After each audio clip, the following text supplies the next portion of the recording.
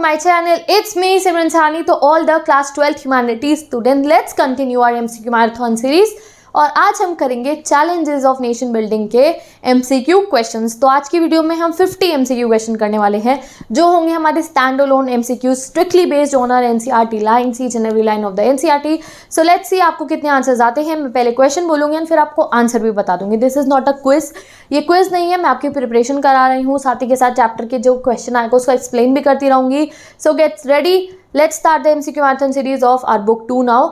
And अगर आपको political, economics, geography, sociology, psychology, history, जितने भी चैप्टर्स आपको पढ़ने हैं, 12th ह्यूमैनिटीज पूरा सिलेबस पढ़ना है, डिस्क्रिप्शन बॉक्स को चेक करो, वीडियोस गिवन है, ऑप्शनल भी डलेगी, इंग्लिश भी कंप्लीटेड है। So go and utilise Simran Sahni channel humanities students.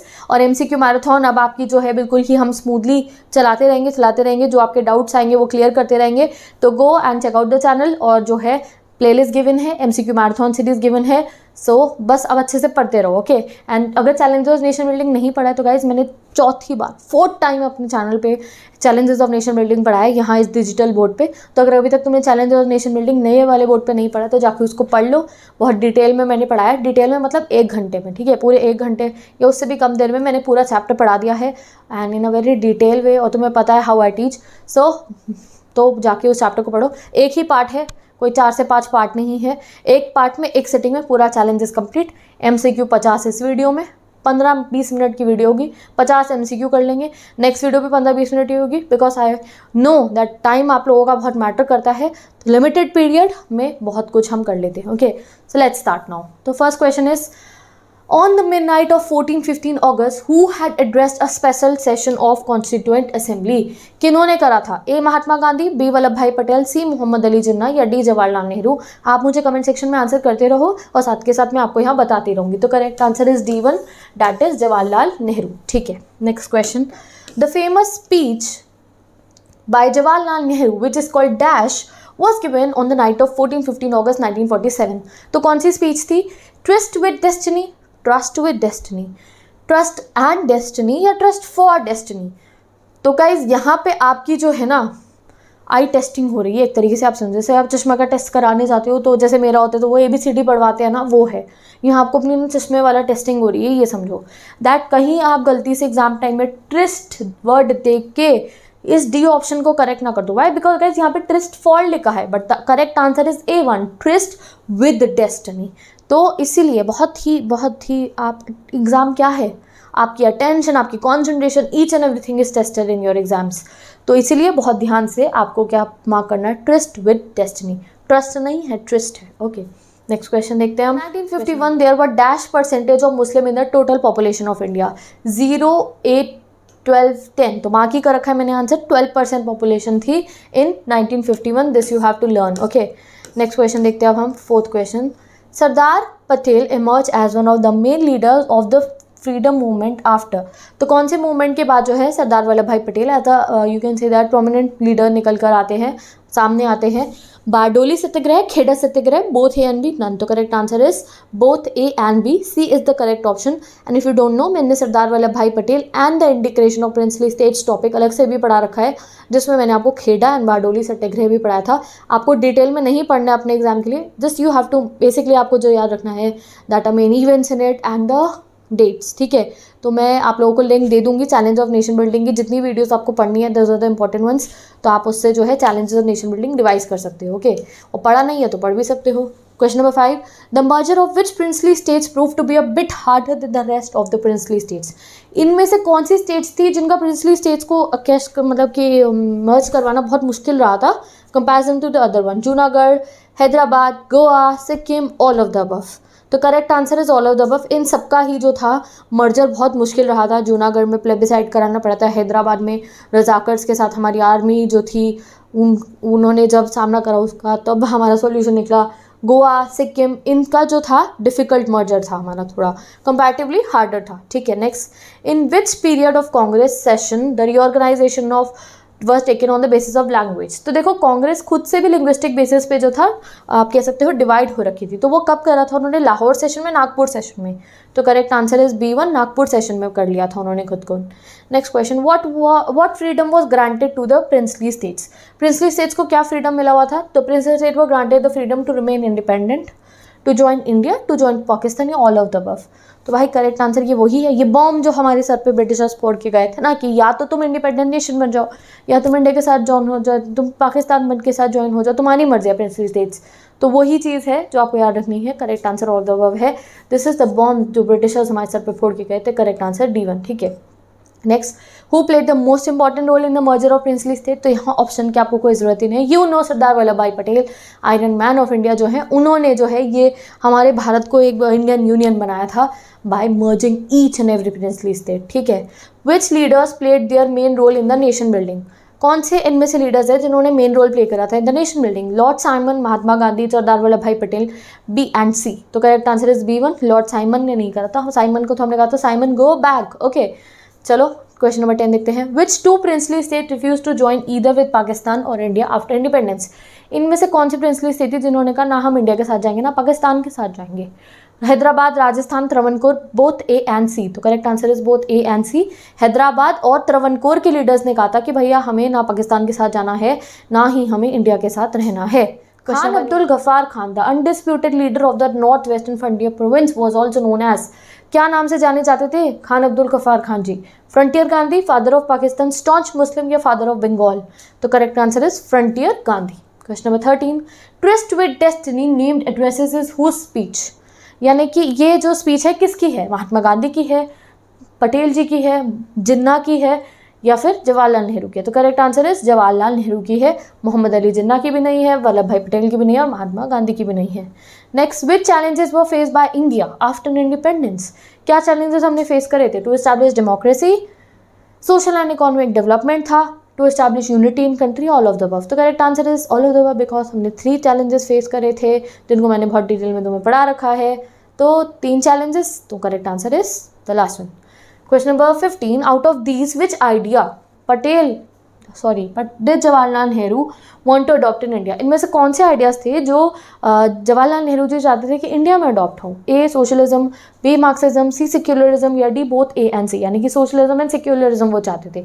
तो correct answer is D1। He wanted that India में क्या हो, सोशलिज्म चले और सेक्युलरिज्म चले। Okay, next question, question 16, name the biggest problem in 1947 for India after partition? अब partition तो हो गया, अब पार्टीशन के बाद क्या सबसे बड़ी प्रॉब्लम हमारे सामने आई थी? Minority problem, national integrity, refugee problem, discrimination. तो भाई प्रॉब्लम्स तो ये सभी थी, बट बिगेस्ट प्रॉब्लम क्या थी? तो correct answer is biggest problem थी नेशनल इंटेग्रिटी। जब पार्टीशन हुआ तो ये डर लग गया था कि अब ऐसा ना हो कि इंडिया में तो इतनी सारी डिफरेंट लैंग्वेजेस है, so many cultures are there, तो हर कोई अपनी ऑटोनॉमी डिमांड करने लगेंगे जैसा बॉम्ब फोड़ के गए थे ब्रिटिशर्स, तो इंडिया तो इंडियन यूनियन रहेगा ही नहीं और छोटे छोटे टुकड़ों में बढ़ जाएगा। तो द मेन चैलेंज वॉज कि इंडिया की इंटेग्रिटी को बचा के रखना है, हमें किसी और स्टेट का डिवीजन नहीं होने देना है। ठीक है, next question, who is called Iron Man of India? Mahatma Gandhi, Vallabh भाई Patel, Mohammad Ali Jinnah, Jawaharlal Nehru? Correct answer you know. Okay, next, तो करेक्ट आंसर है सरदार वल्लभ भाई पटेल, अगर किसी को नहीं पता था तो। When was Bardoli Satyagraha taken place? 1920, 1928, 1910, 1902। तो 1928 ये बहुत इंपॉर्टेंट है for your exam. State was separated from Assam, Sikkim, Manipur, Tripura, Meghalaya? तो करेक्ट आंसर इसका मेघालय है। आई एम सॉरी, मैंने यहाँ ये लिखा हुआ है, तो correct answer is Meghalaya was carved out या कह सकते हो separated from Assam. Next question, which of the following statement is not false? इनमें से कौन सी स्टेटमेंट जो है फॉल्स नहीं है? After independence Mahatma Gandhi became prime minister of India, तो ये फॉल्स है। The year 1947 was year of unprecedented violence and the year of displacement, बहुत ज़्यादा डिस्प्लेसमेंट हुई और बहुत ही ज़्यादा वायलेंस हुआ था 1947 में, तो ये तो ट्रू है। ठीक है, Mohammad Ali Jinnah wanted to remain with Indian union, तो ये तो फॉल्स है। And option D all are true, तो ये भी फॉल्स है। क्यों? बिकॉज ये जो वाला ये है ये करेक्ट है, तो not false is equal to true ना, तो मतलब ये पूछ रहे हैं कि इनमें से कौन सी स्टेटमेंट ट्रू है, तो हमें दिखाई दे रहा है कि बी वाली ट्रू है, तो करेक्ट आंसर इज B1। तो कई बार ऐसे वर्ड्स यूज़ करे जाएंगे, ट्रू को कह देंगे नॉट फॉल्स और फॉल्स को कह देंगे नॉट ट्रू, तो be very vigilant while marking the answers. ठीक है, question number 22, who was the prime minister of India? Mahatma Gandhi, Vallabh भाई पटेल, मोहम्मद अली जिन्ना, जवाहरलाल नेहरू? तो जवाहरलाल नेहरू जी थे। ठीक है, next question, what were the goals of Pandit Jawaharlal Nehru? उनके बेसिक गोल्स क्या थे? टू एस्टैब्लिश सेक्युलरिज्म या फिर socialism, democratic India, all of the above? तो करेक्ट आंसर इज D1। वो चाहते थे कि सोशल, सेक्युलर एंड एक democratic. Social secular and democratic India बने। How many kinds of challenges independent India faced, कितने टाइप के चैलेंजेस इंडिपेंडेंट इंडिया ने फेस करे थे? 1 2 3 5। तो करेक्ट आंसर है 3। 2 एस्टैब्लिश डेमोक्रेसी, बाकी 2 आप मुझे बताओगे कमेंट में। In which year Maharashtra and Gujarat states were carved, Maharashtra Gujarat की कार्विंग कब हुई थी? 1980, 1960, 1952, 1970। तो भाई ये पूरा एक मैप आपको लर्न करना है, जो मैंने चैलेंजेस ऑफ नेशन की बिल्डिंग की जो वीडियो है उसमें एक पूरा एक आपको छोटा सा मैप बना के दिख, मैप नहीं है, एक डायग्राम भी नहीं है, एक टेबल है, उसमें जो स्टेट्स हैं उनके ईयर को लिख के लर्न करवाया था, तो आप वहाँ से लर्न कर लेना। अब यहाँ पे करेक्ट आंसर बताओ। Correct answer is B1। 1960 में महाराष्ट्र और गुजरात जो थी वो क्रिएट हो गई थी। Next, name the countries which get independent in 14-15 August. कौन कौन सी कंट्रीज जो थी 14-15 अगस्त को इंडिपेंडेंस उन्हें मिला था? Pakistan, India, both and B, none. तो यहाँ पे देखो आप असम इन 1970, 1972, 1975। तो करेक्ट आंसर इज 1972।